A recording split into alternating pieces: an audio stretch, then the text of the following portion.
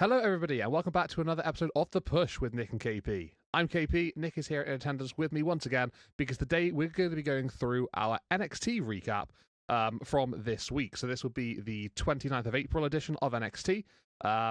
Let's break everything down, discuss everything that happened, and see what happened on the show. So, starting off with Joe Hendry. Say his name, he appears. Vic Joseph would do exactly that on commentary, and he would show up in an instant. He would kick off NXT, basically talking about all the action that's taken place, especially with Trick Williams in the last week or so. So going back to last week, Joe Hendry, getting up in the face of Trick and embarrassing him, alongside Obafemi. That led to Trick Williams going over to TNA Rebellion, where Joe Hendry would have a title match, triple threat. He would be defending his title, and after the contest, after he retained successfully, Trick Williams would come on out. He would attack Joe Hendry and lay him out in front of the TNA crowd on Joe Hendry's home turf. Hendry would say that he expected Trick to retaliate, but I think Trick crossed the line. Making that step, to a big event over in TNA after the title match. He thought that was maybe a little bit too far. It didn't take long for Hendry to call out Trick Williams, but instead of getting Trick Williams, he actually got Dark State instead. So, not quite who he was hoping for. Dark State would quickly lay waste with Joe Hendry, lay him out in the middle of the ring, and would basically just end the segment there. So it's quite interesting, Dark State attacking Joe Hendry. It really is quite random, the people that they do attack. There doesn't seem to be any sort of predetermined links that are going to justify who they're going to attack next or anything. It's just basically just on the show, they just attack someone and they just go from there. So as to what happens from here on out, obviously we'll have to wait and see. But yeah, Joe Hendry being laid out by Dark State after calling out Trick Williams didn't get his attention so much. A little bit more on that later on in the show. But let's go into our first match of the night, and that would take place between Ricky Saints and Lexis King, where Ricky would put his NXT North American Championship on the line against Lexis. So this was meant to be North American Championship versus NXT Heritage Cup, winner takes all type situation. But because Lexis lost the Heritage Cup to Noam Dar last week, that means that can't happen anymore for obvious reasons. But Ricky, holding up his end of the bargain, would still put his title on the line, and he would defend it against Lexis, and he would do so successfully as well. After a pretty back-and-forth match, for the most part, Ricky Saints would really rally towards the end, and he would pick up the victory and, get the 1-2-3 over Lexis King, successfully defending his championship. No real shocks here in this one. You wouldn't think that Ricky would lose his title this early in his run, especially to Lexis King, who has just got off the back of a Heritage Cup reign. So yeah, it's the logical decision. Nothing really would take place directly after this match. Ricky celebrating the end of the segment, nice and simple like that. Going on from there, we would then have Tony D'Angelo, the Don of NXT. He would be in the ring, and he would start talking about the betrayal of Stacks at Stand and Deliver. So Tony would refer to the times, back in their childhood where Channing has bailed Tony out and into the adulthood or whatever. He'd reference himself going into jail pretty recently, as of I think it was a year and a half ago, sort of rough timeline there, and that he was bailed out by Channing then. And that Stacks has always basically wanted to take on bigger and better things. Tony, he wouldn't stop there. He basically said that Stacks isn't capable of leading the family like he can. But that would lead then to Channing appearing on the Tron and actually interrupting the Don. It was meant to be a face-to-face in the ring. That didn't happen. Channing would explain that he didn't want to be there face-to-face, and that he would get nothing out of it because of the security that are at ringside and everybody involved. So he thought that it would be best to appear on the Tron and to say what he needed to from a safe distance. But Stacks would reply to the comments of Tony D'Angelo, basically saying how Tony is actually the one who isn't capable of leading the family, and that he had to take over for that reason because the Don was unable to. But Tony D'Angelo, he was out with an injury, so you can obviously make that what you will. But Channing felt like, he had to step up, he had to take his moment, and he had to basically do what nobody else could do, and that was lead the family appropriately, and that's what he claimed to be doing at the time. He also wanted to say that Tony is actually getting soft and the family's suffering because of that. Hence, Dark State, coming in, attacking them, and actually being victorious in the match at Stand and Deliver. But I don't know. I guess it was Channing's fault that they won. But alas, that's a different argument for a different day, I suppose. Channing would basically say how Tony has lost control over the family, and literally just as he's saying that, security team starts to turn on D'Angelo, start attacking him, but Tony would fend off all of them, all of the security guys, before then basically demanding Channing to meet him face to face. And we think that's going to be happening next week sometime soon regardless. But yeah, it was a pretty fiery promo from Tony D'Angelo. He wants his payback, his comeuppance from Channing Sax Lorenzo, and I'm sure that's going to happen at some point soon in the future. But regarding the start of NXT here, Nick, what did you think of the beginnings? Joe Hendry coming on out, getting attacked by Dark State, all the drama with Trickwilliams going on is quite apparent here at the moment. And then the North American Championship match as well. No surprises, I'm sure that you expected Ricky Saints to retain that one. And Tony and Sax are really heating things up in the family business, aren't they? Yeah, no complaints from me in terms of getting Joe Hendry on the screen. I like that they're actually doing what appears to be a feud between someone from NXT and TNA. Like a story as opposed to just, hey, I'm going to come here and fight you kind of bit. So I like that aspect of it. I think Trick, I would argue, is doing its best work as a heel. So I'm looking forward to seeing that against Joe Hendry, possibly at Battleground. I think that would be a worthwhile build. And then, yeah, Dark State being there, kind of taking over. I think you kind of said it perfectly in that, we don't really know who they're going to attack next or why. I kind of like that. And I think I mentioned that before too. I like the mysterious aspect of that and just not necessarily having them in a match every week. I think because I think that kind of takes out the mysterious factor behind them. So mysterious and unexpected, I think, is the best way to continue to book them. So I like that decision. And maybe they have something to say next week. Maybe they don't. I think if they don't, just again plays to the part. Ricky Saints and Lexis King. Yeah, that was an interesting build up for that. Lexis losing his cup last week to Noam.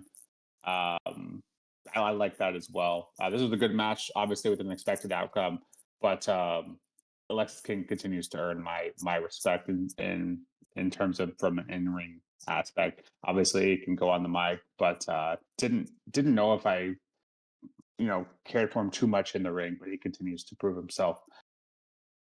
And then the segment between Tony D'Angelo and Stax. Yeah, this was a great start to it. I think this is going to be a long one, and as it should be, considering the personal matters involved. So I'm hoping this is a long feud and not just one we see, schedule a match for Battleground and then we're done. Can't imagine that'd be the case, but hopefully that's a few months feud here. And I just don't know what I want to see in terms of who I want to win. I obviously like Tony better, but I think Stats has more potential. So yeah, this is interesting. I'm really interested to see how this one plays out. But yeah, pretty good start so far to NXT. Yeah, I mean, it's quite interesting to think about, the possibility of maybe Channing winning, this whole feud over Tony. But as long as it's like you said, as long as it's like a biggish feud, doesn't go too quickly, has like a nice pace to it, and isn't over in a flash. I think that's ideally what they want to be doing here. So fingers crossed that's the way they go about it. But regardless of that, let's move on with the rest of NXT here. Going on to what would take place next in the show, we would have a match between Sol Ruka and Carmen Petrovic. So the Women's North American Champion in action here. Non-title match, so no gold on the line here. Sol Ruka would pick up the victory over Carmen Petrovic in what was not like a masterpiece or anything as a matchup, but it was good enough, just to sort of like get Sol Ruka competing. We need to have the champions getting in the ring each and every week, so this is opportunity to see a bit more of Sol Ruka and what she can do and what we all know she can do anyway. But then with Carmen Petrovic as well, opportunity for her to get back on TV. She's been off of it for a little while recently. Ever since pairing alongside Ashante the Adonis, there seems to be like a little bit at the start of that where she was on TV quite frequently and then sort of like just dropped off from there for whatever reasons. But yeah, the match itself was absolutely fine. Nothing wrong with it per se. Sol Ruka winning to is the logical choice here. And yeah, it was it was basically just a nice one-on-one matchup between the two women. But afterwards, we would have a little bit of interaction between Ashanti the Adonis and Carmen Petrovic, because earlier in the night, Ashanti had actually put Carmen up to this match when Carmen wasn't ready. So there's a little bit of tension there. But that would spiral into the post-match sequence because Carmen Petrovic would actually give a kick to Ashanti the Adonis, maybe out of frustration, the fact that she lost and that she was put in the match when she wasn't expecting to be put in one. Yeah, probably something to do with that. But Ashanti is, looking like he might have lost out on Carmen Petrovic on this occasion. So, whether that's over, we'll have to wait and see. Moving on then to Trick Williams. He would get into the ring to respond to Joe Hendry. He'd actually say Joe Hendry, wonder if his mic's not working, because he said his name and he didn't appear. Well, he'd been attacked earlier in the night, that's why he didn't come on out, and Trick knew that, and he was quite confident and cocky, smirking in the ring, talking about, Joe Hendry's lack of appearance. He would go on to say that Joe Hendry's actually lucky that Darkseid got to him before he could, because knowing what Trick would do probably would make it a bit more personal. But Trick would mention that he wanted to embarrass Hendry on his home turf. That would be the TNA Rebellion show, after taking the first-class flight to LA in order to do so.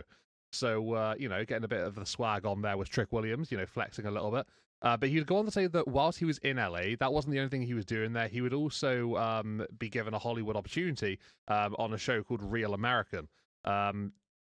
Basically, Trick just using that to hype himself up, saying that he's a big star, he's the biggest man in NXT. But not only that, he's also the biggest man in TNA as well. So, quite quite cocky here from Trick, starting to really sort of get into his rhythm with his heel run. And like you said, probably the best work that he's been doing, actually, to be fair. It's been a nice turn from Trick Williams here, to be honest with you. He would then go on to demand a rematch with Obafemi for the NXT Championship for the 10th time or however long it's been now. I swear he's had so many opportunities, but he wants another one because why not? Ava would come on out though, not Obafemi, Ava, the general manager of NXT, and she would refer back to last week and where Trick wrecked the place backstage, breaking cameras and whatnot, throwing stuff out. He was actually kicked out of NXT as well. And Ava would say that if he wants another NXT Championship match, then yeah, that's fine, but he needs to earn it. And he needs to win a 25-man Battle Royal on NXT next week. So, big match scheduled. That match includes people from the NXT roster, possibly from TNA. There are actually some LFG guys in there as well for people who watch that show as well. So might see some familiar faces if you're familiar with that. But yeah, looking forward to that 25-man Battle Royal where number one contender for the NXT Championship will be determined. Will it be Trick? We'll have to wait and see. Then we go into our next match of the show. This will be a tag team contest. Hank and Tank would put their gold on the line against Josh Briggs and Yoshiki Inamura. This would be basically based on what happened last week with Yoshiki basically playing the sob story and saying that he's going to be going back to Japan soon. He'd really like another opportunity to win the tag titles. And it was a little bit of a play from Yoshiki, but it worked. He got himself a tag team match with Josh Briggs for the championships. Unfortunately for them, they wouldn't be able to capture gold because Hank and Tank would successfully retain the championship. And they would hold on to their gold. It was a pretty competitive match, very even across the board for the majority of the contest. Actually, really, really good match, to be fair. I thought Hank and Tank, they started off their first defense with their gold in a very, very, very strong way. So, yeah, it was a lot of fun to watch. Josh Briggs and Yoshiki Inamura always bring a level of enthusiasm and just the ability for me to be able to just really be drawn by their tag team matches as well. But yeah, this was a really good contest. Also, we're so used to seeing Fraxium with the tag gold, and now they're on SmackDown. There's big boots to fill. But Hank and Tank, if they can keep going like they did today, it's got a little taste of what they can do with the gold. I'm looking forward to seeing what they can do going forward for sure. But no real shocks here. Hank and Tank losing on their first offense would have been crazy. So yeah, they won, which is the right decision for me. But yeah, really fun match.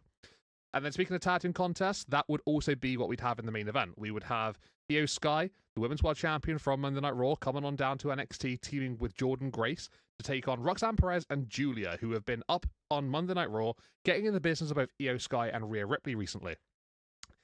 Io and Jordynne would get the victory here. And I say Io and Jordynne would actually get into a point where she would be brawling with Julia outside the ring and completely away from the match. They would go, and they'd leave all the later stage action to Iyosky and Roxanne Perez. But it was a fun matchup. You know, all four women pretty much killed it here up until Jordan and Julia brawled their way away from the action. But yeah, Iyosky and Jordan Grace getting the win is, you know, not a shocker as well. But it's been a bit of a theme, you know, no real surprising results here in any of the matches, but it doesn't necessarily mean they've been bad because the match quality was really, really good for the main event as well. But yeah, Iyosky, she just showed how quality she is in that ring. There was a pop rocks attempt from Roxanne Perez. Iyosky flips, lands on her feet. Thought that was a really cool spot, to be fair. But yeah, Roxy definitely ready for the main roster. She keeps going on Raw, then NXT, Raw, NXT.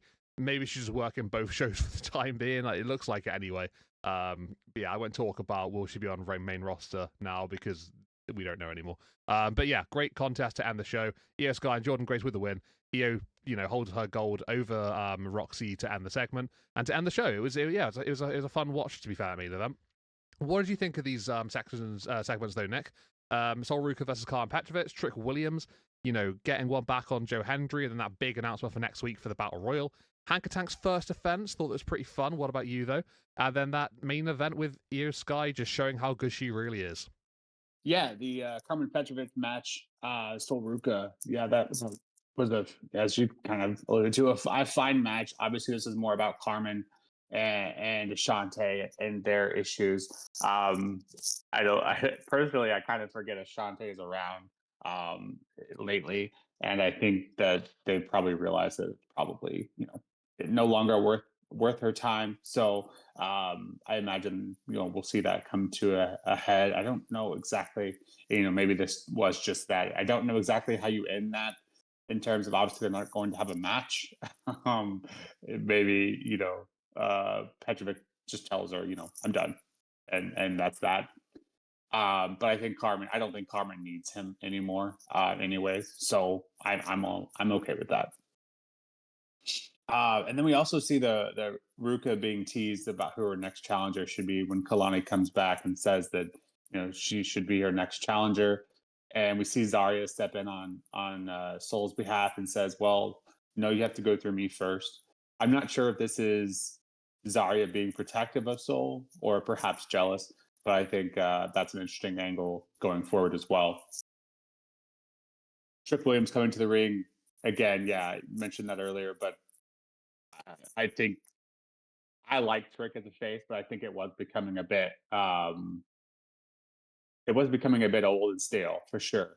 And his work as a heel has been phenomenal, and it just feels natural. He's very confident and he's got that swag, and so I love this. I love this for him. And outside of Elba, I do agree. I think he is the best talent in NXT on the men's side currently. So. Yeah, yes, he has had a ton of opportunities to do it, but looking at that 25-man battle royal, which I'm looking forward to, it's hard to think that outside of a few people that he will be one of the last remaining and possibly will get that opportunity still. Unfortunately, as we kind of discussed before, Elba's in a spot where who does he lose to, and Trick's kind of in a spot where no one else is really worthy of being challenged by him. So yeah, interesting to see where that goes. And they announced a few matches for next week's NXT, and that's looking like a great NXT, almost to a PLE extent. Not so much with title matches, but just with the number of matches they've provided in terms of storyline for Battleground. So looking forward to that. And then we also see Oba back with being surprised by Taker once again and saying that, you know, reminding him that this is his yard, and showing off a few guys from LFG. And I love that. I love the LFG can kind of expose these guys before they come up to NXT. Although the terms of LFG have kind of lost a bit of meaning, because I think, if I recall correctly, the point of it was if you win the show or the competition, one guy and one girl will get an NXT contract. Well, obviously we've seen with Dark State that that's, you know, you don't have to win that show to do that. But yeah, I think lots of talent up there, and I'm looking forward to the guys and maybe girls at some point as well. But you obviously know that side of the roster is pretty stacked at the moment. Yeah, Hank and Tank and Josh Briggs and Amora. Unfortunately, this is wrong place, wrong time for Briggs and Amora. And I don't know if you personally know KP, but if Inamura is in fact leaving, because he seemed to kind of play on that last week, as you alluded to, and just to get that match. But in my opinion, I love Inamura. I love everything he's done, both from a comedic aspect and just an athletic ability and his uniqueness in the ring. So I'm kind of hoping they can find a way to keep him if that storyline is in fact true. But yeah, these four lately just have not missed. They have great chemistry in the ring, and this was arguably one of the best matches of the night. So if not the best, so this was a ton of fun. But as you kind of mentioned, yeah, wrong place, wrong time, and Hagen Tink aren't going to lose that at least yet. So yeah, two of the brightest teams in the tag division, and it's not close. And then yeah, main event. What can I say that we haven't already many times? Of course, it's going to be a great match with the competitors involved. Roxy on NXT pulling double duty as she has been. And then Julia kind of the same. She hasn't been working matches, but she's been on both shows quite a bit. And yeah, dynamic between all these women was incredible and a great main event. If the last match wasn't the best of the night, this one certainly was. Yeah, it's nice to see EO come down to NXT. I just don't. I want to know, as we kind of alluded to on the Raw recap, where we're going with this. I think that's a fair question, or maybe we have answered at some point soon. If NXT is having a call up to main roster, maybe we see that soon, or maybe we don't. But for the time being, this was a great angle and a great match. Just want to see where it's going. I think it's more of my overall takeaways here. But yeah, this is a great NXT, and looking forward to next week, and then a few weeks out from Battleground after that. So yeah, lots of things happening in NXT, and I love NXT because it just seems like they're so consistent in building story. They don't really miss any beats, and just like that, we're after next week we'll have a pretty clear idea of what's going on at Battleground. Yeah, give this match give this NXT an 8.5 out of 10. Pretty entertaining NXT. Maybe a little short on action, but lots of stories to be told. Oh yeah, and the Chase U return, that was great as well. Seeing a more edgy side of Chase University, that was great to see as well. Yeah, absolutely. Getting Chase U back put a smile on my face, that's for sure. It's a good time for sure, because we didn't think that Chase U would ever be back. So it's weird how they sort of like turn things around and got it back in place again. But definitely keen to see where they go next. A new image, new people over there. So yeah, should be kind of interesting for sure. Looking forward to it. But yeah, you made a good point. I think with this sort of like a landscape of NXT at the moment, their storytelling is very consistent, and they do sort of like make it very clear as to where the direction is going. Possibly the only real question mark over that is Dark State at the moment. But like you said earlier, I think it's nice to have some sort of mystery about where they're going to be, when they're going to attack, and situations like that. So yeah, I don't think that's a bad thing whatsoever.